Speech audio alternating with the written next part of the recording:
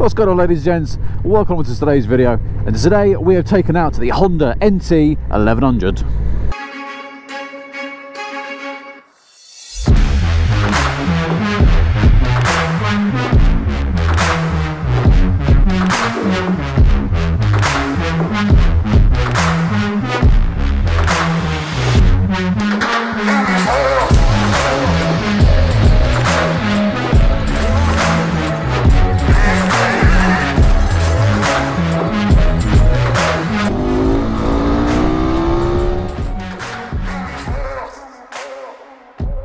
Just pulled over to do a quick sound test of this exhaust, so the bike is warmed up, don't worry.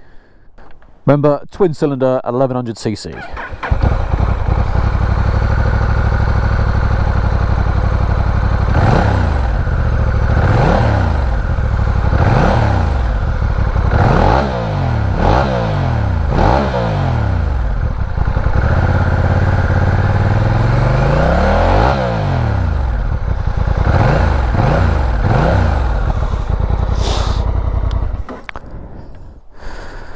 I personally think that sounds actually pretty good for a stock exhaust. One thing to note, when you do start it up, it does have a slower starting cycle. Alright, so sometimes it sounds like it's struggling to start. It's not, that's just the way Honda have done it.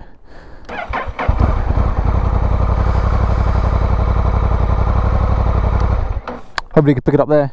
Like I said, it feels like it's struggling, but it's not. Don't worry about that, it will kick in. The NT1100 comes in two different model variants. It comes in the manual transmission gearbox or the DCT, so the dual clutch transmission. Prices for those: for the manual you're coming in at $11,999, and then for this here, which I have, is the DCT model, is the $12,999. So with this being the DCT model, the first thing you notice, there is no clutch.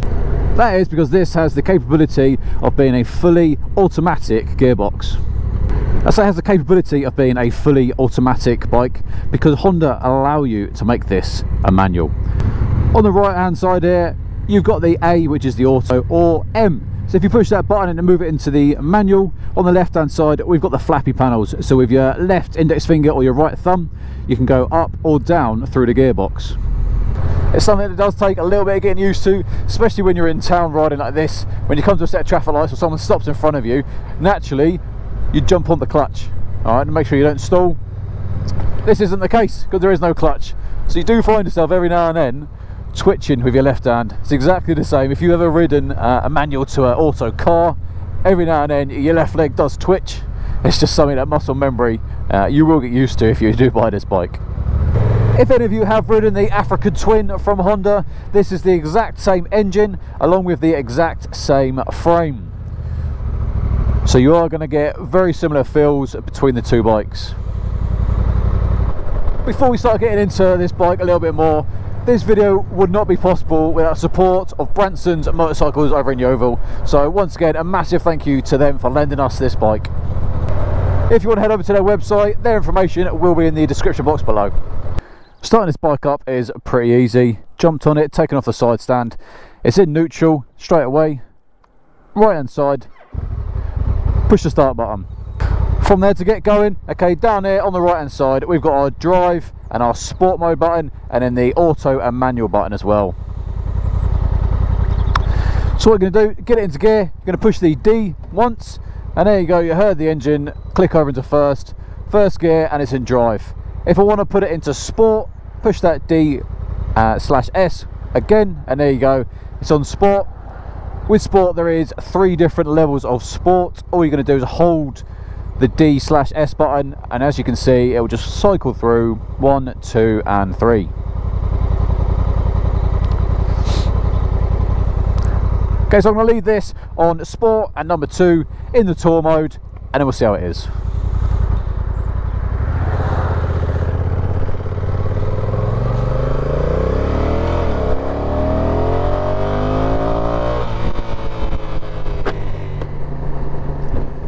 A couple of things you do notice with the bike, Honda have done a good job at trying to hide the weight. I have a low centre of gravity. This bike does come in at 238 kilos wet. That is no light bike. Bear in mind, this is a twin cylinder 6-speed dual clutch transmission bike pumping out at 100 horsepower. So 100 ponies with 238 kilos, depending what if you've got it in drive or sport. Alright, and then depending on what mode you've got it in, you do feel the weight, you do feel it's quite sluggish sometimes. Like I said, that is if you've got it in drive. If you put it into sport, alright, it does liven her up a little bit, but you definitely do feel the weight. Talking about that weight, okay, flicking it from side to side, actually it ain't too bad. It does flick quite nicely over. That's nice to see, even with the weight that this bike is carrying, the handling isn't affected too badly. Obviously this is the NT1100, it's just under 1100 cc's. On a twin cylinder, you do feel some vibrations when you start getting up there towards the motorway speeds, through the foot pegs and a little bit through the handlebars.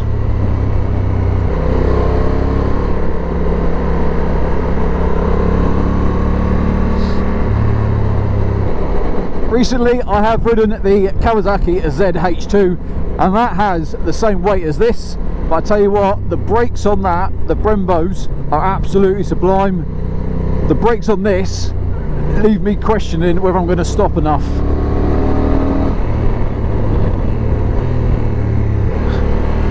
I just don't have the confidence that I can get hold of that brake and it will get me there. So if I was to buy this bike, the brakes is definitely one thing I would upgrade. But like with a lot of things with motorcycles and riding, right, it's down to the rider, it's down to how they ride. If you're a Sunday rider that just comes out pooling along, these brakes will be fine for you. Myself, I'm a little bit more of an aggressive rider. I do like to get on it, and the brakes to me are one of the main things that I want to know. When I start pulling that one finger, it's going to get me stopped. These brakes just don't do it for me. So I'm not sure if the camera is picking up the noise of the engine, but when it does the gear changes, it is a bit clunky and you do feel it down in your bottom half. It doesn't have that buttery smooth changes like you're doing on a blipper. When you want to put the side stand down, if you just put it down as it is within drive, it will cut out. All you're going to do, push the end button, there you go, puts it in neutral, and then you are free to put the side stand down and jump off the bike. Jumping back on the bike, okay, one of the first things you do notice is with its 820mm seat height, it is comfortable, it's quite low. So I'm 6 foot and I can get both feet flat on the floor. So I think that's one thing that they've done for the African Twin as well. Actually, yes, it's an adventure bike, yes, it looks tall, but the seat height is actually pretty good. You're not making the market of the smaller riders wanting to put smaller seats or lowering links or different suspension on it to bring it down to a comfortable height. Alright, straight away, 820mm I think is a good seat height for this bike. So let's talk about some of the features that come on this bike as standard from the manufacturer.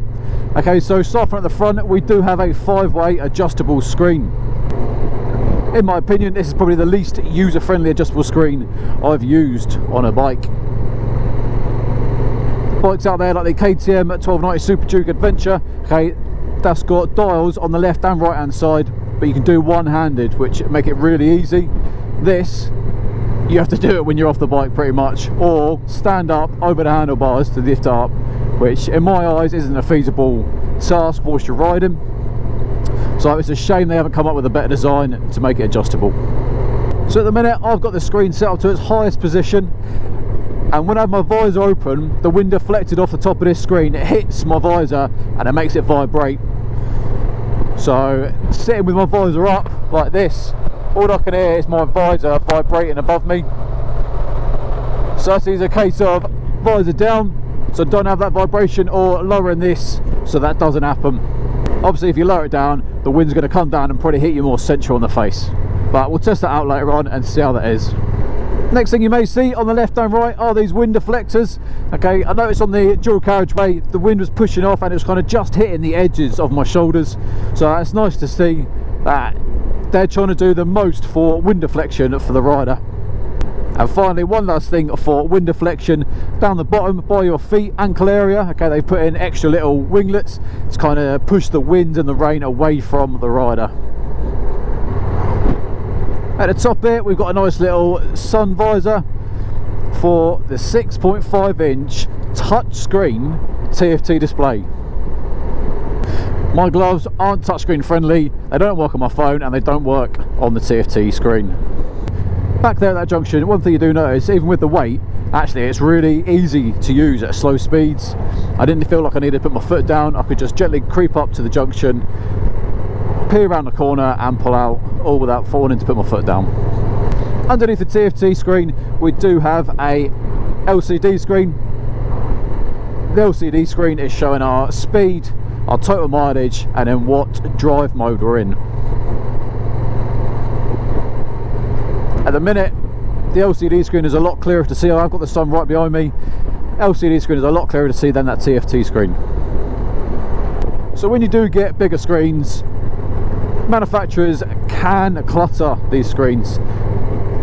So at the minute there is a lot of information on this screen, but if you do change through the modes, you'll notice the information changes with it. So at the minute I am in tour mode. Okay, so on the left hand side we've got trip A. Using the jog dial with the center button, going to push over to the right, moves over to trip B, and then other information that you might want to see. Something to note, when I did leave this morning, okay, I had a range of 245 miles. I'm now down 1 bar and I've got 209 miles left. Okay, that is made possible by this 20 litre tank. So if you are going to do any form of touring, something like this is what you want. 200 miles to a tank, yes please. Those that you've had an MT10, okay, and same way Aprilia Tuono 1100, you're looking about 100 miles, if that, on a good day, depending how good the roads are and how you want to ride. So 70 miles an hour, going to overtake.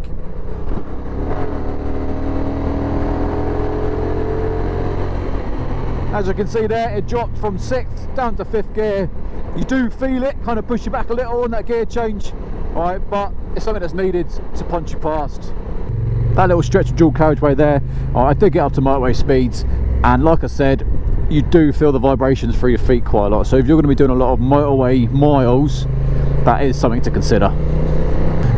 Coming down from the screens then, on the left hand side we do have a 12 volt socket. I've got a USB charger in a minute.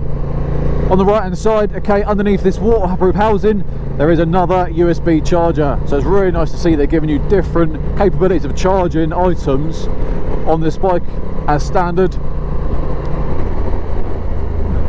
That's one thing I wish my Aprilia had.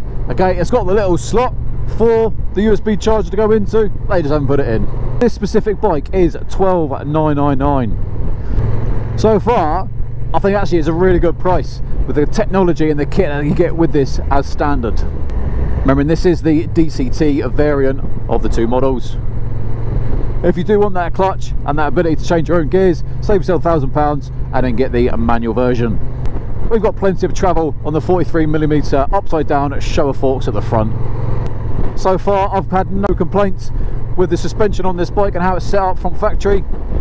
So you may be wondering what these little tabs are. Okay, at the minute Brunson's have put the tank bag on there, which is what clips onto this. Alright, but I've taken it off for now, because behind me I've got two side bags and a top box. My personal next bike will definitely have something with side bags so we can take the camera equipment. There's nothing worse than having 10 kilos on your back for a whole ride, especially when you're jumping on different bikes like sports bikes, that the riding position doesn't lend itself to having a day sack on. Talking about the luggage, okay, in the base price of this bike you do get the side bags as standard. So once again, something that could cost upward of £500, £600, £700 for other manufacturers. Alright, they've whacked it on from the get-go, so it's nice to see. So what else do you get for your money? We've got traction control, we've got ABS, we've got rider modes, we've obviously got cruise control down here on the right hand side. You've also got a centre stand, so really nice if you want to do some maintenance on your rear wheel or your chain. Obviously LEDs all round and daytime running lights. which are ambient changing, so when it starts getting dark they will flick onto dipped beam. And if you want to go to high beam, left hand side, push it up and away, and there you go, high beam, blue lights illuminated on the lower screen. So far I'm actually really enjoying this bike, apart from the vibrations through the foot pegs. That's probably my biggest bugbear at the minute. You know, I can deal with the sound of the gear changes when it's going down. I can deal with the sometimes sluggish feel when you're pulling away. The wind buffeting from the visor being up is annoying, but c'est la vie. We'll change the height of this windscreen in a bit. So on the left hand side of the handlebars there is a lot of information, a lot of buttons going on. Okay, so looking at some of the main buttons that we're going to need, all right, is the center row here. You've got an arrow up, left and right, and then down. We're going to use those buttons to flick through the different modes. Okay, so we've got 3 standard modes and then 2 user modes. The user modes that you can adjust to suit your needs. They'll be saved so whenever you need to go to them. So at the minute I'm in tour mode, push the button going up, and there we go. Urban mode, like I said, the dash does actually change depending on which mode you're in as well, so that's nice. Rain mode, and then we're going on to user 1 and then user 2. In the user modes, if you want to change them, you will be able to change what information is displayed onto your screen. So remember, not only have we got different rider modes, but you've also got the drive and then the sport button on the right hand side as well. I'm not sure why Honda have done this. They put the cruise control button and then the button to activate it up and down and the speed on the right hand side, which to me makes no sense. When I was riding along earlier, to get to that button I had to come off the throttle to touch the cruise control button to turn it on, get back up to speed, and then take my hand off the throttle again to then activate the cruise control. Why they put it on the right hand side, I don't know, probably because there's so much going on here on the left hand side, but to make it easier for the rider you need it on the left hand side. So I can go along now, push the button, boom, there you go, turn it on cruise control, push it again, activated. So a little bit frustrating, Honda's done that, but what are you going to do? There ain't no way of changing it, so you're just going to have to lump it and like it. So if you've never tried Kalimoto app, I highly recommend it. It's fantastic for doing little round trips around your area or from point A to point B, picking the twisty roads. This is only the free version, but if you do buy the pro version, you can put twisty to high, and then it'll find an even twistier route than what the one you do get on the standard version. There you go, searched it, found it, and that's the route. The little picture there, that's someone else on Kalimoto. They've stopped there, taken a picture and uploaded it. On the bottom here it says start navigation, 16 miles, 26 minutes, and that little bar at the bottom tells you how twisty of a road it is. Right, so that's only 36 out of 100, so it ain't the twistiest, but this will do. Push start, and there we go, got all the information you need. So on the right hand side here you've got some different information you can see. Okay, your current speed, altitude highest and lowest, average miles per hour, how the height you've travelled, how long you've travelled, what time you're going to get there, how many miles is left, and how much time is left. Underneath I've got it to set how long is left on the trip, but once again you can change that information, all the same information, just between the two boxes.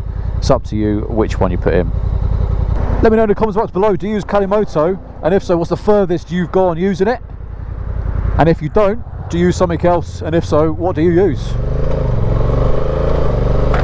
Is it something worth me trying out? Like I said, leave a comment below and I'll do a review on the app that you've recommended. Another thing this bike comes with as standard is heated grips. So on the left hand side here at the top here we've got a function. You're going to pull that once and there you go, it pops up, heated grip sign, and then the strength of the heat. The left hand side you've got an up and down arrow that says a function, and you're going to push that. So we're going to down to turn it off, or push it up to turn up the heat. So let's see how hot these get. For those of you that ride all year round, heated grips are a must. I couldn't highly recommend them enough. Something I don't have on the Aprilia at the minute, but I wish I did for this winter just gone. But the way I'm at the minute, I probably won't have the Aprilia come next winter anyway. Okay, so to take it out of auto, we're going to push the AM button, and you're going to see the D for the drive is going to disappear. There you go. I'm now in manual mode. So my left hand, left thumb, push the button down at bottom, that's the minus, and as you can see the gears are dropping to go up. With my left finger, index finger on the back here, pull the trigger, and there you go, trigger shift paddles. One thing to remember though, if you are switching between auto and manual, you need to remember you're in manual, because if you forget and you just start twisting and thinking you're in auto, you're going to be revving the tits off this. Okay, so already I can feel the heated grips getting nice and toasty. In a minute, don't need these heated grips, so I'm just going to whack it off. A couple of other things this function button can do. Alright, you've got your dipped beams there, so they're on auto at the minute, or you can put it onto dismiss. I'll leave it on auto. And then got the volume. Okay, so you can connect your phone to this. Alright, so you can then adjust the volume on the fly. Maybe I was being a little bit too harsh on the brakes earlier. Okay, with two fingers applying a fair amount of pressure, they do work, and they do work quite nicely. But personally, I like one finger braking. I'm all for the strong brakes. As soon as you start pulling it, it knows, you know you're braking. Whereas that, the one finger, it doesn't have anything. Barely makes a dent. Two fingers with a fair amount of squeeze, yes.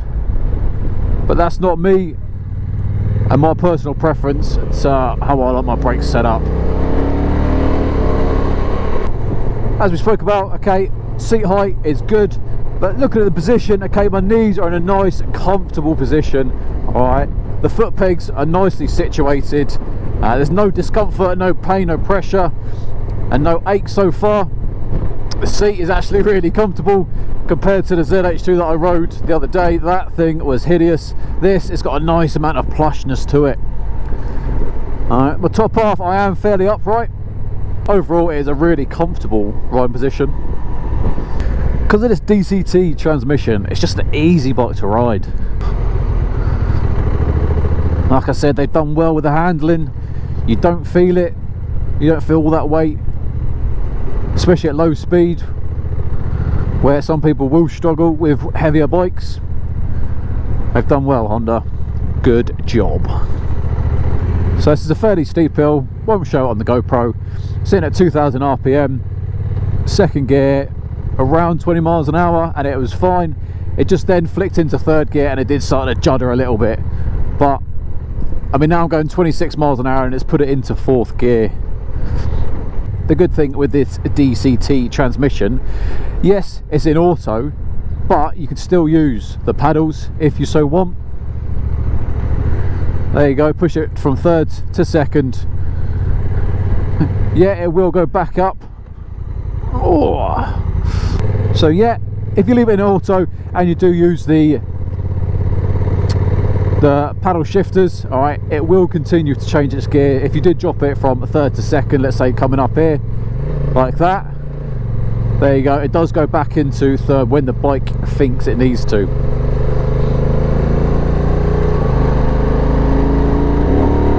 Full throttle,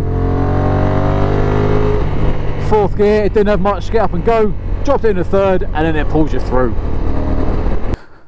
So got the luggage compartment, it's all done by the same key. It goes into the bike, push it in, twist it, lift the centre bit up, does the initial bit, lift it again, and there you go, you've got your lunch good to go. Push it up, push it down, lock it, done. Coming over to the rear, twist it to the right hand side, and you can lift this centre part here. That's what releases the top part. If you pull this lower handle, that will release the whole top box itself from the rack.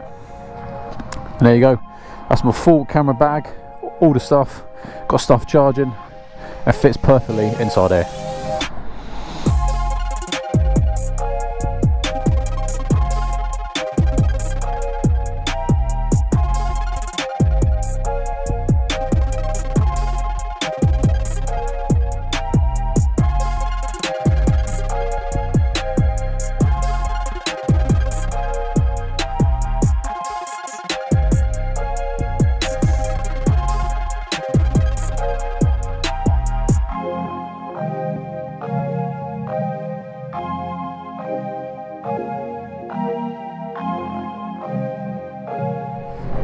What do you guys think? Do you think this could be your next touring bike? A couple of key things I dislike about the bike.